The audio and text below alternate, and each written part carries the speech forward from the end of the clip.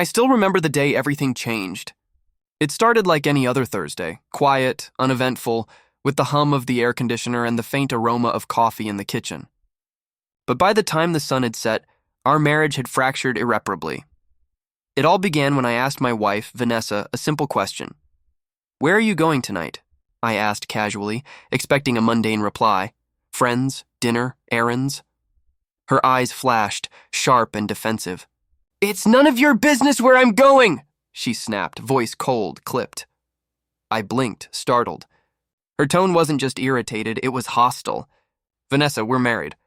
It is my business. Why are you acting like I'm interrogating you?"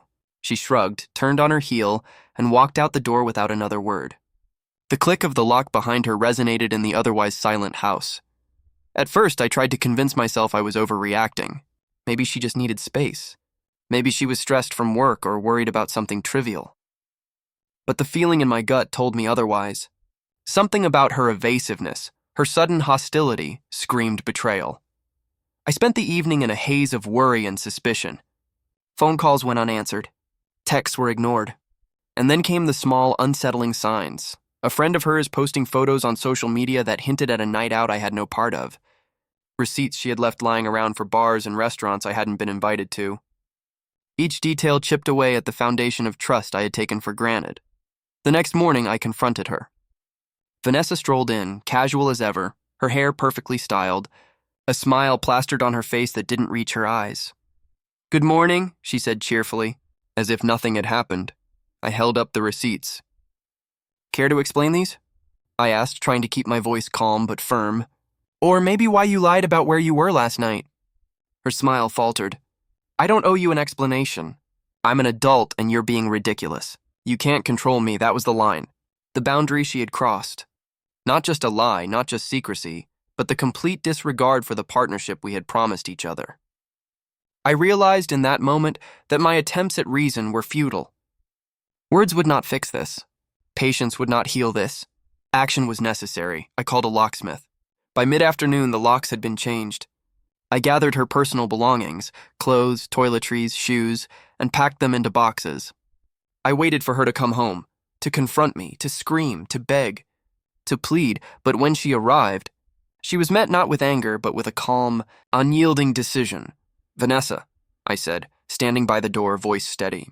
"You're no longer welcome in this house. Take your things and leave." Her face went pale. "You can't do this! This is my home too!" "It was, until you decided secrecy and disrespect were acceptable. Now it's my home. Pack your things!" She fumed, screamed, cried, and tried to negotiate, but I didn't budge. I had given her every chance, every warning, every opportunity to be honest, but she had chosen deceit. When the last box was loaded into her car, she paused, looking back at the home she had once shared with me. I could see a flicker of realization in her eyes, the shock of consequences finally settling in. Weeks later, the aftermath unfolded in ways I had anticipated, but had hoped to avoid. Vanessa attempted to contact friends, family, even neighbors trying to reclaim her place, but her actions had consequences. Trust, once broken, leaves marks. She had built a life of convenience on my patience, and when that patience ended, the foundation crumbled. For my part, I rebuilt slowly. I changed routines, resecured my finances, and reestablished boundaries. Every step was deliberate, measured, a reminder that respect must be mutual or it ceases to exist. I learned that protecting yourself is not cruelty, it's survival.